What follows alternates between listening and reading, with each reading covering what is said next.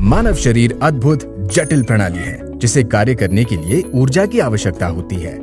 हम जो भोजन खाते हैं वे हमें हमारी दैनिक गतिविधियों को करने के लिए ये ऊर्जा प्रदान करता है। हमारा भोजन 3 प्राथमिक मैक्रोन्यूट्रिएंट से बना है: प्रोटीन, कार्बोहाइड्रेट और फैट। हमारा शरीर ऊर्जा के लिए कार्बोहाइड्रेट और फैट दोनों का उपयोग करने के लिए डिजाइन किया गया है।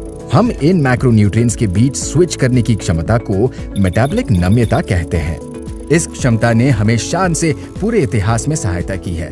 अधिशेष के समय में जब भोजन भरपूर था और अकाल के समय में जब भोजन दुर्लभ था। हालांकि आज हम जिस तरह से खाते हैं उसके कारण हम में से अधिकांश खुद को सदा अधिशेष में पाते हैं। हम ऊर्जा का उपयोग करने की तुलना में ऊर्जा स्टोर करने में बेहतर हैं। इस वास्तविकता ने हमारे शरीर के कार्य करने के तरीकों को बदल दिया है, जिससे दुनिया भर में खराब मेटाबॉलिक स्वास्थ्य में असाधारण वृद्धि हुई है। तो ये कैसे होता है और हम इसे कैसे रोक सकते हैं? कार्बोहाइड्रेट का सेवन करने के बाद हमारा शरीर उस भोजन को ग्लूकोज में बदल देता है, एक साधारण शर्करा जो हमारे रक्त प्रवाह के माध्यम से प्रवाह करती है। जैसे ही ग्लूकोज हमारे रक्त प्रवाह में प्रवेश करता है, हार्मोन इंसुलिन बढ़ जाता है और हमारी कोशिकाओं के द्वारपाल के रूप में कार्य करता है, जिससे सेलुलर द्वार खुल जाता है, जिससे ग्लूकोज प्रवेश कर सकता है और या तो तत्काल ऊर्जा के लिए उपयोग किया जाता है या बाद में उपयोग के लिए स्टोर किया जाता है। ग्लूकोज और इंसुलिन के इस संयोजन से हमारे पूरे शरीर में त्वरित ऊर्जा का वितरण होता है। यदि हमारे रक्त प्रवाह में अतिरिक्त ग्लूकोज होता है तो इंसुलिन हमारे शरीर को इस अतिरिक्त ग्लूकोज को हमारे फैट की कोशिकाओं में स्टोर करने में मदद करता है, ताकि बाद में हम इस तक पहुंच सके। जब हमारे शरीर को ऊर्जा की आवश्यकता होती है और कोई भोजन उपलब्ध नहीं होता है तो वे ऊर्जा के लिए इन फैट कोशिकाओं का उपयोग करते हैं।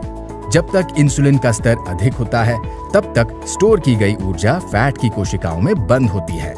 जैसे ही इंसुलिन नीचे आता है, कोशिकाएं खुल जाती है और हम ऊर्जा के रूप में अपने स्टोर किए गए फैट का उपयोग करना शुरू कर सकते हैं।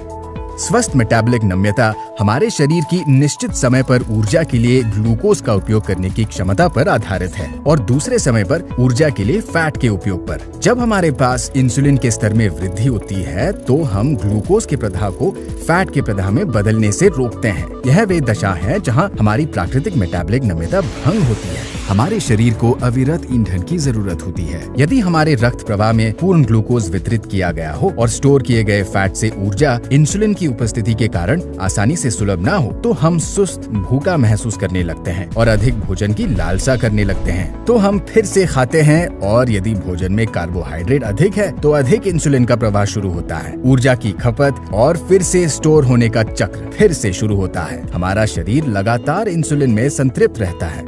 इंसुलिन हमारे शरीर पर दबाव डालता है। हम तेजी से उम्र में बढ़ते हैं और इंसुलिन प्रतिरोध विकसित करना शुरू कर सकते हैं, जिससे मेटाबॉलिक संबंधी विकार और वजन बढ़ सकता है। तो हम इस चक्र को कैसे रोक सकते हैं और कार्बोहाइड्रेट और स्टोर किए गए फैट दोनों का प्रदाह करने की अपनी प्राकृतिक स्थिति में लौट सकते हैं?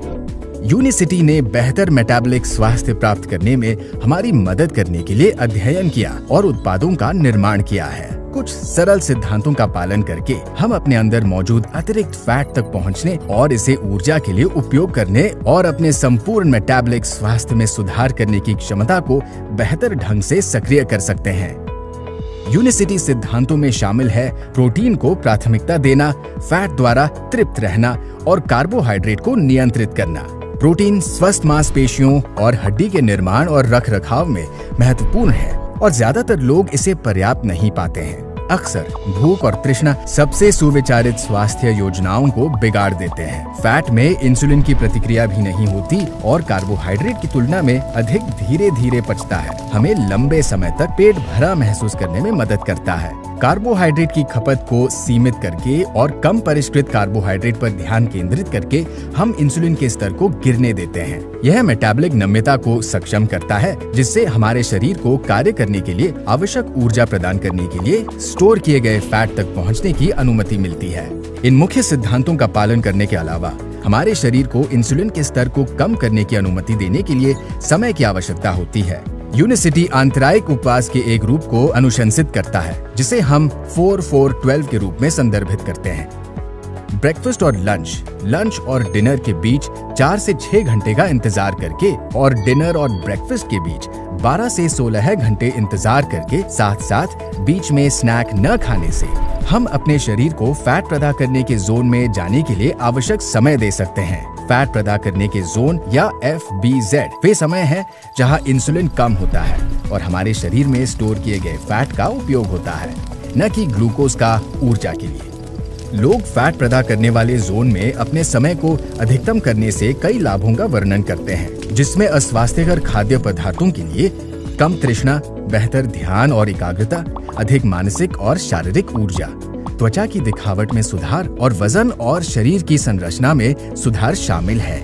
यूनिसिटी ने कई उत्पादों का निर्माण किया है जो इन सिद्धांतों को सुदृढ़ और इनका समर्थन करते हैं। यह इष्टतम स्वास्थ्य को सक्रिय करने के लिए पहले से कहीं अधिक आसान बनाता है। तो अब आप जान गए हैं, हमारा शरीर अद्भुत और जटिल मेटाबॉलिक मशीन है और अब जब हम सही सक्रिय सिद्धांतों से लैस है तो हम स्वस्थ मेटाबॉलिक रूप में नम्य अवस्था में लौटने के रास्ते पर चल सकते हैं।